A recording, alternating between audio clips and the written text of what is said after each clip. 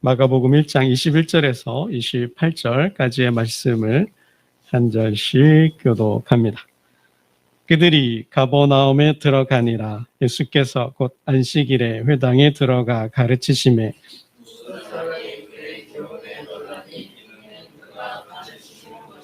권위 있는 자와 같고 서기관들과 같지 아니하멜러라. 마침 그들의 회당에 더러운 귀신 들린 사람이 있어 소리질러 이르되 당신과 무슨 상관이 있나이까? 우리를 멸하러 왔나이까? 나는 당신이 누구인 줄 아노니 하나님의 거룩한 자니이다. 예수께서 꾸짖어 이르시되 잠잠하고 그 사람에게서 나오라 하시니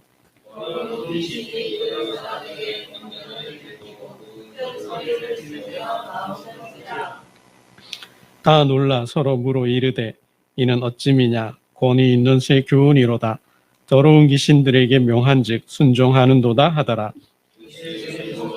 온 갈릴리 사방에 퍼지더라. 아멘. 여러분, 내일 지구의 종말이 온다면 여러분 무엇을 하시겠습니까? 이렇게 이야기한 사람이 있습니다. 내일 지구의 종말이 온다면 나는 오늘 한 그루의 사과나무를 심겠다. 오늘 한 그루의 사과나무를 심겠다. 여러분은 지구의 종말이 온다면 무엇을 하시겠습니까? 나는 감나무 심어야지. 나는 배나무 심어야지. 혹시 그런 분 계시는지 모르겠어요. 그 말인데요. 바로 죽음이 코앞에 왔잖아요. 나의 죽음이 코앞인데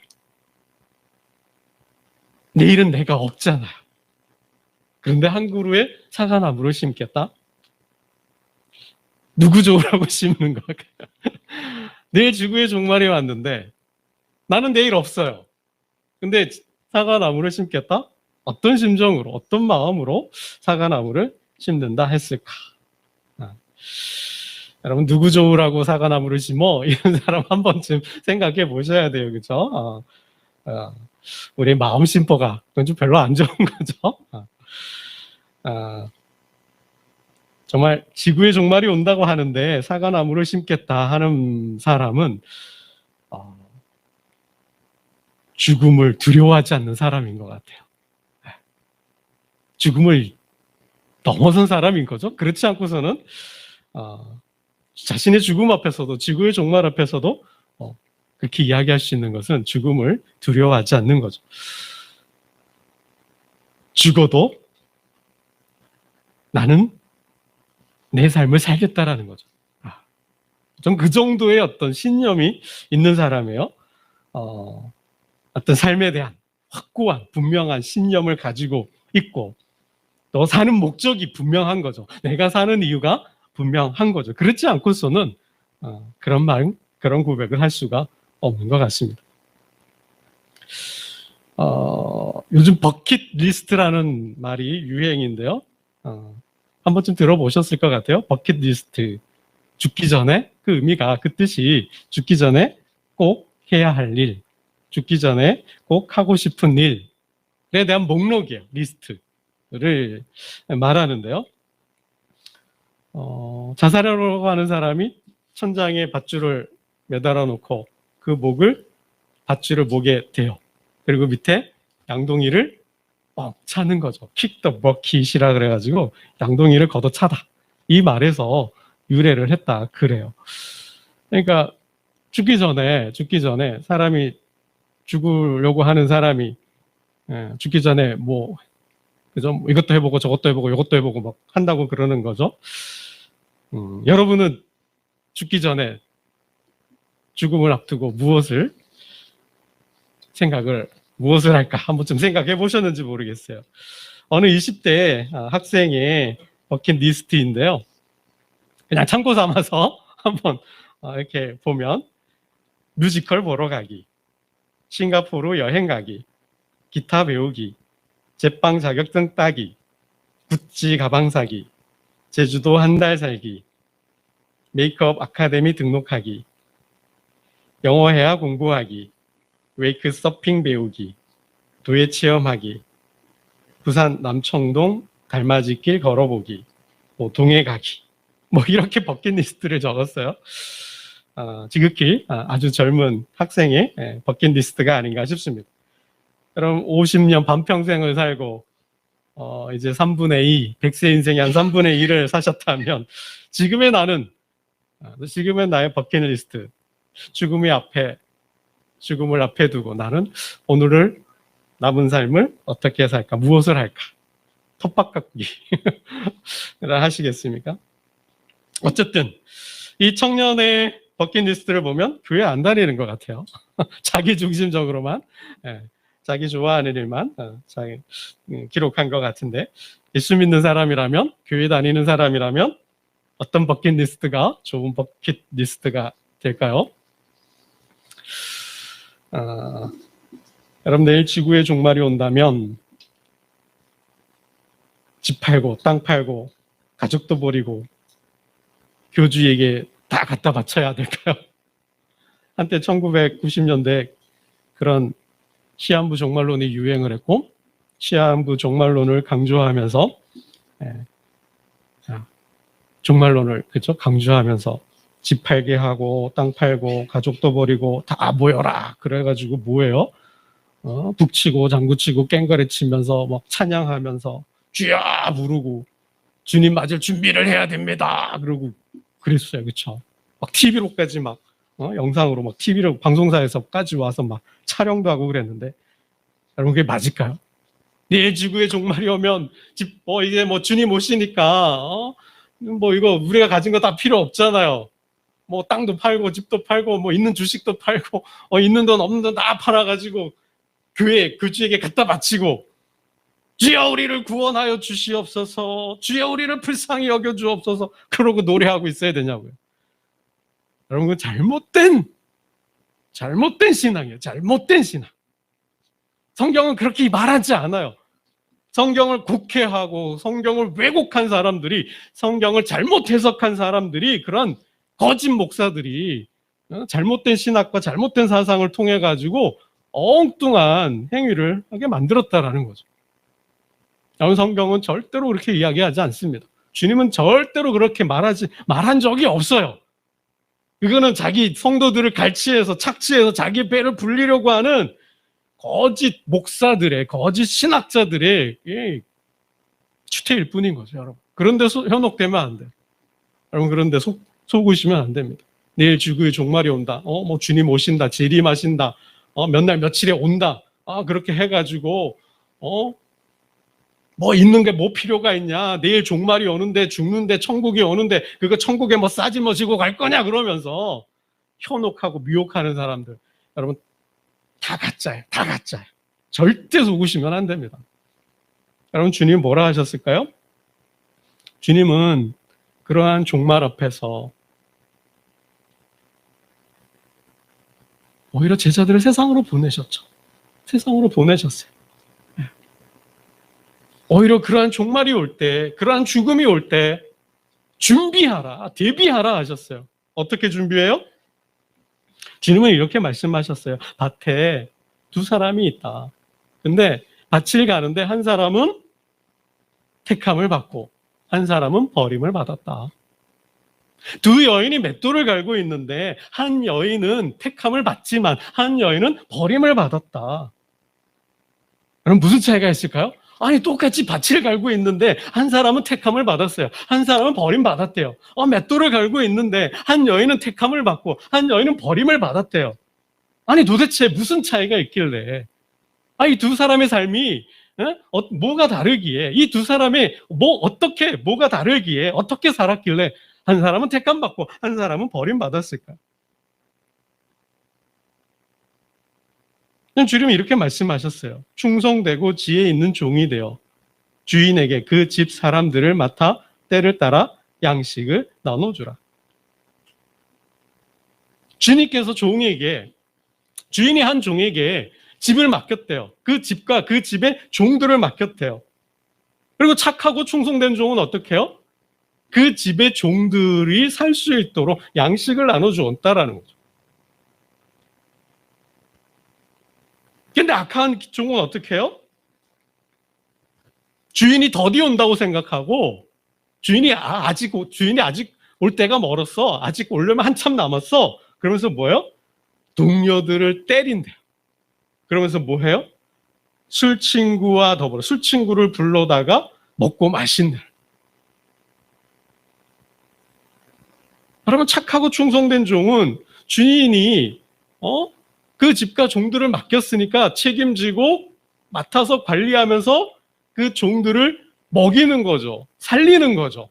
근데 악한 종은 어때요? 오히려 자기를 위해서 먹고 마시고 즐긴다라는 거예요. 그러면서 종들을 핍박해요. 여러분, 예수님께서 베드로에게 말씀하셨잖아요. 베드로야, 내가 나를 사랑하느냐? 아, 주님 사랑합니다. 3번 물으셨잖아요. 주님, 그러함에도 주님 말씀하신 것처럼 저 주님 사랑한다니까요. 그래? 그러면 내 양을 쳐라. 내 양을 먹이라 하셨잖아요. 그럼 부활하신 주님이 하늘로 가시기 전에 제자들에게 양들을 맡겼잖아요. 자기의 양들을 맡겼잖아요. 교회를 맡겼잖아요. 가족을 맡겼잖아요. 이 세상 제자들을 맡겼잖아요. 그 제자들을 뭐 하라는 거예요? 먹이고 입히고 살피라는 거죠. 그들에게 양식을 나눠주라는 거죠. 근데 뭐해요? 그들을 착취해요? 그들을 빼앗아요? 그들을 고통스럽게 괴롭게 만들어요? 여러분, 그건 악한 종이라는 거죠. 그래서 어떻게 해요? 그들은 바깥 어두움에 내디어 이를 가면 슬피 울 것이라 그랬습니다. 여러분, 어떤 사람이 왜 택함받고 어떤 사람이 왜 버림받아요? 똑같이 밭을 갈고 있는데 마지막 때에 주님 오신 날, 주인 올 날을 기다리면서 주님이 맡겨주신 그 일에 책임을 다하며 사명을 다하며 충성되에 그 일을 감당한다면, 맡겨주신 양들을, 맡겨주신 사람들을, 그 집을 잘 관리한다면 택감 받는 거죠. 누구나 주인이 올 때 그 종이 이렇게 하는 것을 보면 그 종이 복이 있으리라. 그 자가 택함 받는 거예요. 여러분, 노아의 때 어땠습니까? 하나님께서 노아 시대를 보면 마음 아파하셨잖아요. 한탄하셨잖아요. 한숨 쉬셨잖아요. 내가 사람을 잘못 만들었구나.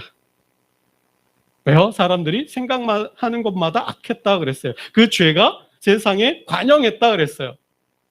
정말 가득한 컵에 물이 가득 차서 찰랑찰랑하며 넘치기 직전처럼 세상이 그렇게 악했다 그랬어요. 죄가 가득 찼다 그랬어요. 그래서 하나님 후회하신 거죠. 세상을 바꾸겠다고 생각하신 거죠. 노아를 부르셔서 노아야 방주를 지어라. 내가 이 세상을 심판하겠다. 물로 심판하겠다.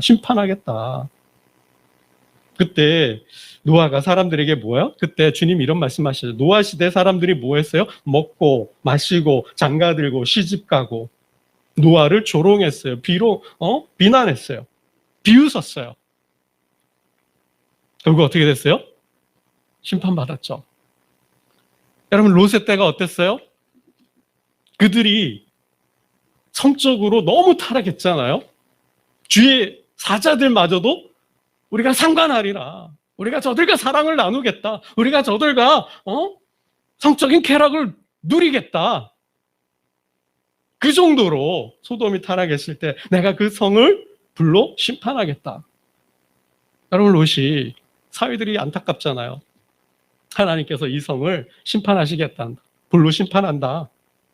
그러니 이 성을 떠나자. 소돔을 떠나자 했는데 뭐라 그래요? 그들은 농담으로 여겼다 그랬어요. 농담으로 여겼다. 그럼 결국은 다 망했잖아요. 여러분, 종말이 오는데 죽음이 가까이 오는데 멸망이 다가오는데 여러분, 준비해야 되잖아요. 대비해야 되잖아요. 어떻게 무엇으로 대비할 거냐라는 것이죠. 여러분, 사도 바울이 말한 마지막 때의 모습은 이래요. 마지막 때. 사도 바울이 본 종말의 때. 우리 어르신들 하는 얘기가 있어요. 요즘 것들이 4가지가 없어. 그랬어. 예의가 없어. 그러죠. 우리 때하고는 다른 것 같아. 그러면서. 젊은 사람들 보면서 이 세상이 왜 이러냐. 그러면 세상이 종말이 왔다. 그러잖아요. 여러분, 사도 바울이 마지막 때에 대해서, 마지막 때 나타날 현상에 대해서 이렇게 이야기를 했어요. 사람들이 자기를 사랑한대요. 자기중심주의. 이기주의죠. 자기밖에 모르는 거예요. 자기만 사랑하는 거예요. 다른 사람도 어떻게 해요? 자기를 위하여 쓰는 거죠. 나를 위해서 다른 사람도 이용하는 거예요. 도구로, 수단으로 이용하는 거예요. 자기 배를 채우기 위해 저들을 밟고 올라서는 거죠. 디딤돌 삼는 거예요. 자기를 그러면서 자랑하면서 자기를 사랑하면 돈을 사랑하고 돈을 자랑해요. 자기를 자랑해요. 그러면서 교만하고 비방하고 부모를 거역하고 감사할 줄도 모르고 사나우며 선한 것을 좋아하지 않고 배신한다라는 겁니다. 나아가서 자기를 즐겁게 할 줄만 알았지 타인을 기쁘게 할 마음이 없어요. 하나님을 사랑할 마음이 없어요. 이게 마지막 때에 나타나는 사람들의 모습이라는 거예요. 갈수록 세상이 힘들어지고 살기 퍽퍽해지고 힘들어지니까 어떻게 해요? 마음도 잃어가는 거예요. 정도 잃어가는 거예요. 사랑도 잃어가는 거예요. 자기밖에 모르는 거예요. 나만 챙긴다라는 거죠. 부모도 없어요. 형제도 없어요. 나만 살면 된다라는 거죠. 나만 잘 되면 된다라는 거예요. 그게 마지막 때의 사람들의 모습이라는 거예요. 여러분, 그러한 마지막 때에 그리스도인들은, 성도는 어떻게 살아야 되냐라는 거죠. 한 그루의 사과나무를 심을 수 있는 사람이 그리스도인이라는 겁니다. 누구 좋으라고가 아니라 지금 내가 만나는 사람, 내가 하고 있는 일을 소중하게 여기는 거죠. 그 사람이 그리스도인이라는 거예요. 그 사람이 하나님의 백성이라는 거죠. 그럼 이 말을 누가 했을까요? 스피노자, 네덜란드 철학자 스피노자가 이야기했다. 아니다. 갑론을박 말들이 있어요. 근데 저도 이렇게 좀 찾아봤더니 마틴 루터, 종교개혁자 마틴 루터가 이 말을 했다 그래요. 내일 지구의 종말이 온다면 오늘 나는 한 그루의 사과나무를 심겠다. 종교개혁자 마틴 루터가 이 말을 했다 그래요. 여러분, 루터가 왜 이런 말을 했을까요? 여러분, 그는 카톨릭으로부터, 교회로부터 출교를 당했어요. 박해를 받는 거죠. 비텐베르그 성당의 95개 조에 성명서를 내는 순간 가톨릭은 틀렸습니다. 면죄부를 팔면 안 됩니다. 이건 잘못된 사상입니다. 바로 고쳐야 됩니다. 라고 성문에 붙였을 때 교황 그를 파면했고 그를 출교시켜버렸어요. 그는 교회로부터, 교황으로부터 도망을 다녀야 했어요. 그를 잡아서 죽여도 죄가 없는 거예요. 아무나, 누구든 그를 죽일 수 있는 거죠. 그런 상황에서 도망을 다니면서 뭐해요? 성경을 번역해요. 라틴어 성경을 독일어로 번역해요. 그렇게 도망을 다니면서 다른 신학 사상을 옮기자 많은 토론과 많은 논의들을 통해서 교회를 바꾸려고, 개혁하려고 한 거죠. 진리를 바로 세워서 그 진리로 한 영혼을 구원하려고 했다라는 거예요. 여러분, 이건 내 목숨과도 같은 거예요. 내 목숨을 바꿔서라도, 내가 죽어도, 내일 종말이 오더라도 해야 할 일이라는 것이죠. 여러분, 이게 그리스도인이라는 거예요. 이게 우리의 살아야 할 삶이라는 것이죠. 단순히 영어 회화 배우고, 서핑 가고, 기타 배우고, 뭐하고, 여행 가고, 하는 것이 버킷리스트가 아니라, 물론 하지 말라라는 거예요. 해야 돼요. 그러나 그것이 전부가 되어서는 안 된다라는 거죠. 내가 아닌 다른 사람, 타자, 고통받고 있고 사망의 그늘에 앉아 절망하고 죽어가고 있는 사람, 복음을 몰라서 내일 하나님의 나라가 오는데, 심판이, 종말이 다가오는데 여전히 그 사실을 모르고 부인하고 믿지 않는 자들을 불쌍히 여겨서 그들을 찾아가는 사람이 그리스도인이라는 거죠. 여러분, 예수님의 첫 외침, 첫 일성이 뭐예요? 예수님께서 목수의 아들로 사시다가 세례 요한에게 세례를 받고 성령의 이끌림에 의해서 광야로 가시고 시험을 받으시죠. 그리고 성령 충만하시고 다시 돌아오셔서 선포하셨어요. 뭐예요? 첫 외침, 첫 일성이 회개하라, 천국이 가까이 왔다. 회개하라, 천국이 가까이 왔다는 거예요. 하나님의 나라가, 하나님의 통치가 이제 지금 바로 그 앞에 왔다라는 거죠. 오고 있다라는 거예요. 그러시면서 또 무슨 말씀하셔요? 하나님의 나라가 이미 임하였다. 가까이 왔다고 말씀하시면서 또 뭐요? 사역을 하시는 중에 하나님 나라가 임하였다라고도 말씀을 하셨어요. 그 나라가 너희 가운데 있다고도 말씀하셨어요. 너희의 마음에, 너희 가운데, 너희 사이에, 너희의 삶의 한복판에 하나님 나라가 임하여 있다라는 거죠. 다가오고 있는 하나님의 나라, 미래에 대한 하나님의 나라에도 말씀하셨지만 그 나라가 현재 임하여 있는, 실현된, 현실화된 현재의 하나님 나라도 말씀하셨고, 그 나라가 가만히 머물러 있는, 정체되어 있는 것이 아니라 뭐요? 역동적으로 저와 여러분의 삶을, 이 사회를, 이 역사를, 이 나라, 이 민족을 바꾸는 그 힘으로써 역동적으로 움직이는 하나님 나라에 대해서도 말씀하셨어요. 하나님 나라는 도대체 어떤 나라인가요? 여러분, 그래서 하나님 나라를 이렇게 이 긴장구조, 다가오 미래에 있잖아요. 하나님 나라는 미래에 있어요. 근데 그 미래에 있는 하나님 나라가 현재에도 임하여 있고, 그 나라가 뭐예요? 역동적으로 움직인다는 거죠. 저와 여러분의 삶 속에서, 교회 가운데에서, 이 역사의 한복판에서 움직이고 나가고 있다는 거죠. 여러분, 이게 뭘 말하는 걸까요? 예수님이 이 땅에 오심으로, 하나님 나라 사역을 시작하심으로 하나님 나라가 시작이 되었다라는 거예요. 그러나 그 하나님 나라가 완성이 됐어요? 완성이 됐나요? 아니, 완성은 아직 안 됐다라는 거예요. 예수님이 이 땅에 오셔서 하나님 나라 사역을 하심으로 그 사역을 통하여서 하나님 나라에 대해서 보여주시고 말씀하신 그 나라가 도래도 있고, 아직 믿지 않는 자들에게는 이 불신 국가나 나라 민족 가운데는 도래하고 있겠죠. 그러나 그 예수님의 사역을 통하여, 교회의 사역을 통하여, 택함받고 부름받은 자들의 그 사역을 통하여 하나님의 역사를 통하여 그 현장에 임하기도 하는 거죠. 현실화된 나라도 있는 것이죠.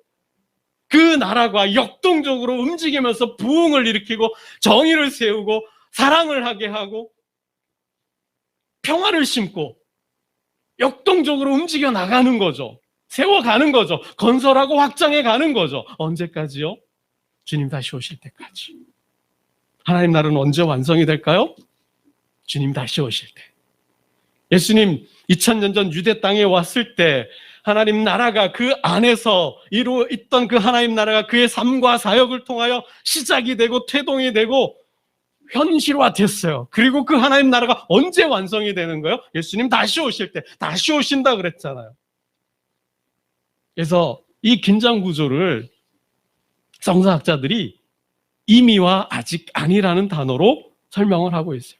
하나님 나라가 예수 그리스도 안에서 예수 그리스도의 사역을 통하여 이미 임하여 있는 거예요.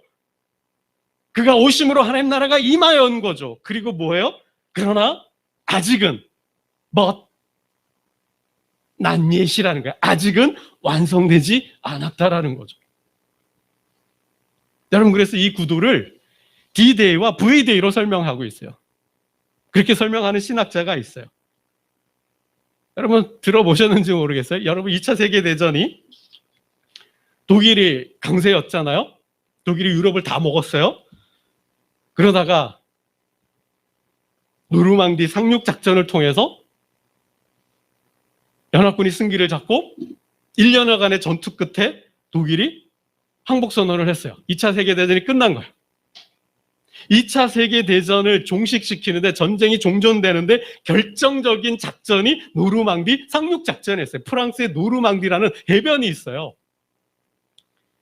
그 해변에 연합군이 상륙하고 프랑스를 접수함으로써 1년의 독일군과의 전투를 통해서 독일군이 패망을 인정하고 항복을 선언한 거예요. 이게 V-Day죠. 이 D-Day가 승기를 잡은 날이에요. 그리고 V-Day는 어느 게 완전히 독일의 항복 속에 연합군이 승리를 한 날이죠.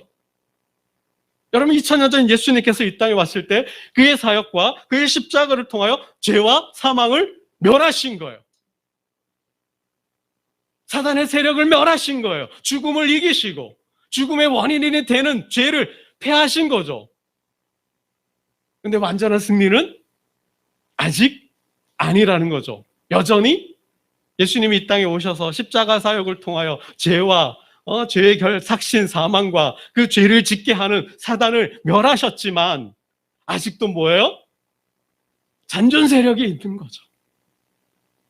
완전한 승리는 빅토리 데이는 언제인가요? 주님 다시 오실 때. 그때 사망아 너의 쏘는 것이 어디에 있느냐? 그 사망도 사망케 하는 거죠. 그 죽음도 멸하시는 거고 그 죽음을 가져오는 죄도 멸하시는 거고 그 죄를 짓게 하는 사단도 패하시는 게 여러분 언제요? 주님 다시 오실 때. 그래서 우리는 D-Day와 V-Day 사이에 살고 있는 거예요. 쉽게 얘기해서 예수 믿고 우리가 살지만은 아직 천국은 우리가 가지 않았잖아요. 우리는 지금 이 땅에 살면서 뭐 하고 있어요? 영적 전쟁을 하고 있다는 거예요. 영적 싸움을 하고 있다는 거예요. 여러분 그게 계시록이에요. 그게 계시록이에요.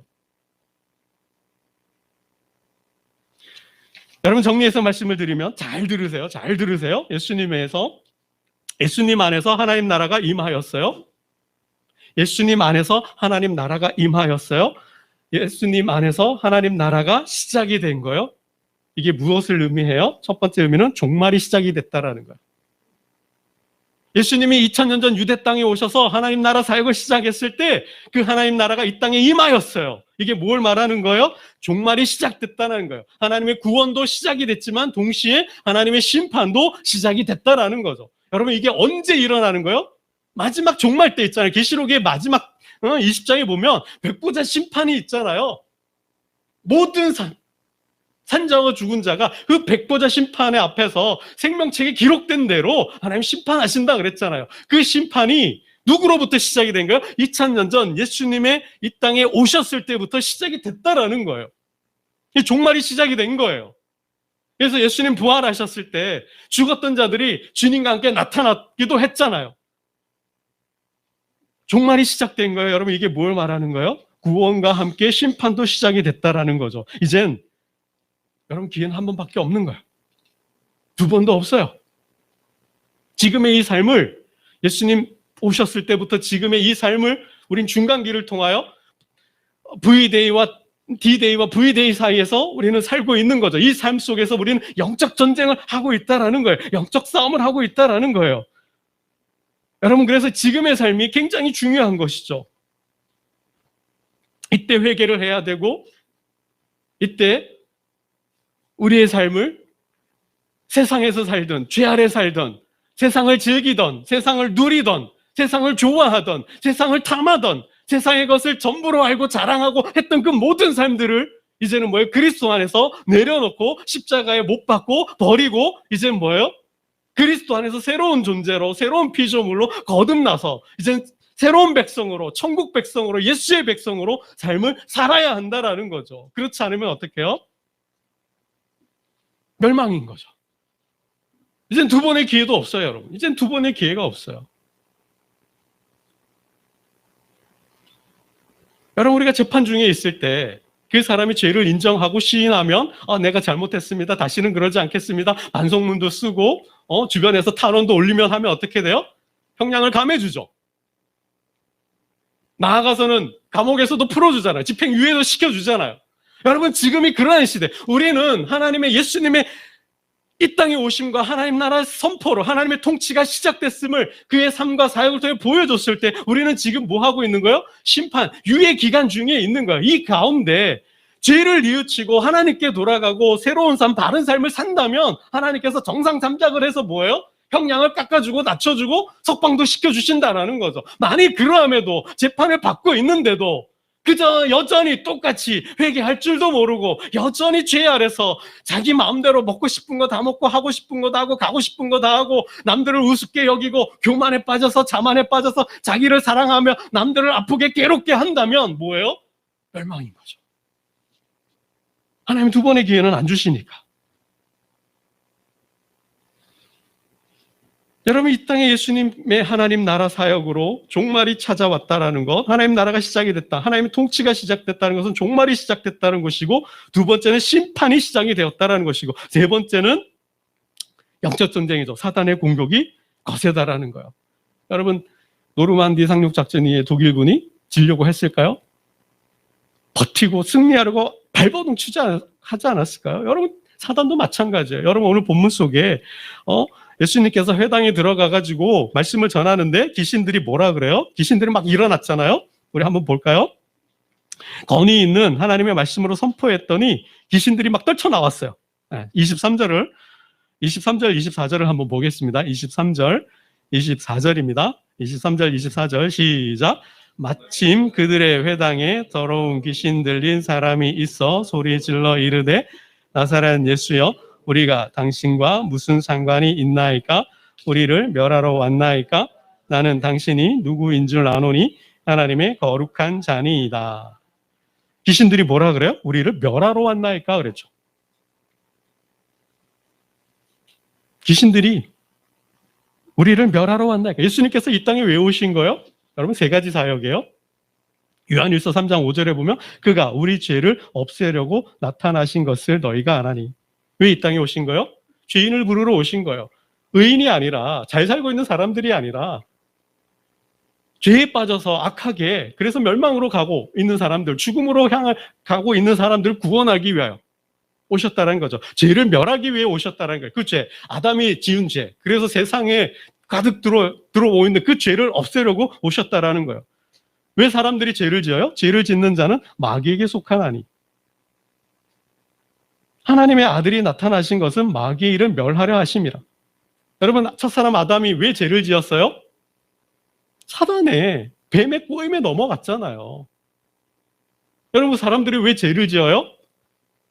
아담이 욕심을 냈잖아요. 에덴을 탐했어요. 하나님의 그 동산을 자기 것으로 삼으려고 했어요. 그곳에 에덴의 왕이 되려고 했어요. 그 에덴을 통치하려고 했어요. 하나님을 인정하고 하나님을 버리고. 여러분, 우리가 왜 이 땅에 죄가 있어요? 왜 사람들이 점점 악해져 가요? 세상의 것을 탐하잖아요. 그걸 나만 누리려고 하잖아요. 그걸 내가 가지려고 하잖아요. 그 마음을, 그 욕망을 누가 자극해요? 누가 충동해요? 사단이 충동하고 있는 거예요. 그래서 어떻게 해요? 저 사람을 해하는 거죠. 여러분, 그거예요. 죄가 있는 곳에 사단이 있는 거예요. 죄를 없애려고, 그리고 죄를 충동질해서 죄를 지어서 악하게 만드는 그 사단, 이 일을 멸망시키기 위해 예수님께서 이 땅에 오셨다라는 거죠.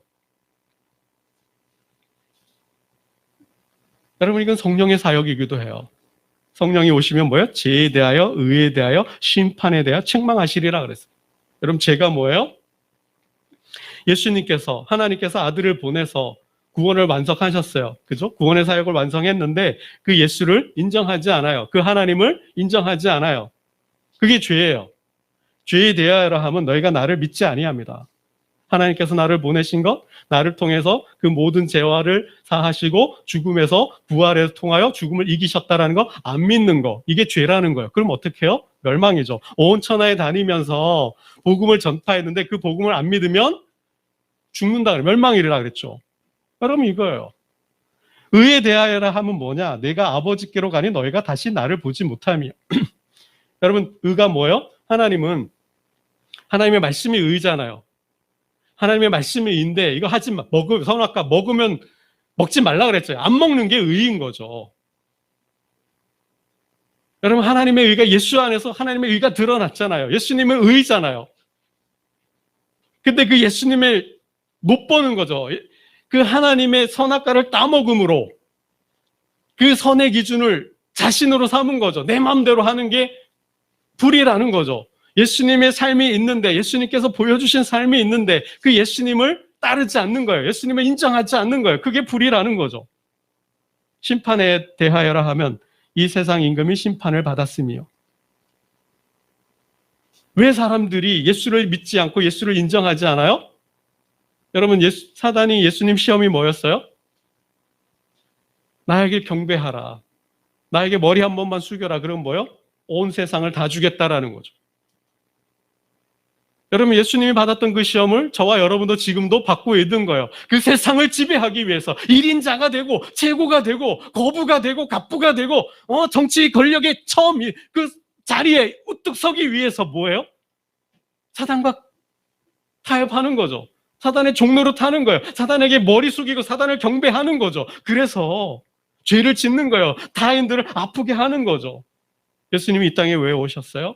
그 사단을, 우리를 죄를 짓게 하고 악하게 만드는 그 삶의 정점에 있는, 우리의 삶을 주관하는 공중권세 잡은 그 사단을 멸하기 위해 오셨다라는 거예요. 그래서 예수님이 이 땅에 오는 그 순간부터 이 역사는, 저와 여러분의 삶은 뭐가 되는 거예요? 영적 전쟁이 되는 거예요. 보이지 않는 악한 세력, 사단과의 싸움이 시작된 거예요. 그래서 최종 멸망을 당하지 않기 위해서 혼자 죽기 싫으니까 뭐 하는 거예요? 저와 여러분을 충동질하는 거예요. 역사를 충동질하는 거예요. 왕들을 충동질하는 거예요. 여러분, 그렇게 해서 계시록이 성도와 교회를 핍박하는 어둠의 세력과 싸우시는 하나님의 이야기라는 거예요. 하나님은 저들을 심판하기 시작했고, 예수 그리스도의 사역 이후 하나님은 하나님의 군대를 통하여, 성도를 통하여, 교회를 통하여 그 악한 세력과 싸우게 하셨다라는 거예요. 여러분, 사단이 가만히 있나요? 아니죠. 그래서 계시록을 보면 용이 등장해요. 짐승이 등장해요. 거짓 선지자가 등장해요. 이들이 이룬 나라가 바빌론이라는 나라예요.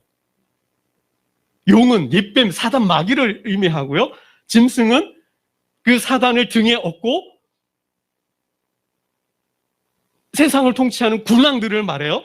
그리고 거짓 선지자들은 그 군왕들의 통치를 선포하는 자들이죠. 왕들의 아부하면서 잘못된 사상을 만들어서 왕의, 세상 군왕의 통치를 계속 영존하게 하는 자들인 거죠. 마치 예를 든다면 북한처럼 주체 사상을 만들어서 인간을 신격화하고 그 권력을 세습하면서 백성들을 미혹해서 자신들의 배는 불리면서 전쟁을 추동하면서 핵을 만들면서 백성들을 굶어 죽게 만드는 그러한 정권, 정부 체제가 여러분 바빌론, 요한계시록에 나오는 바빌론과 같은 그런 악한 세력이라는 거예요.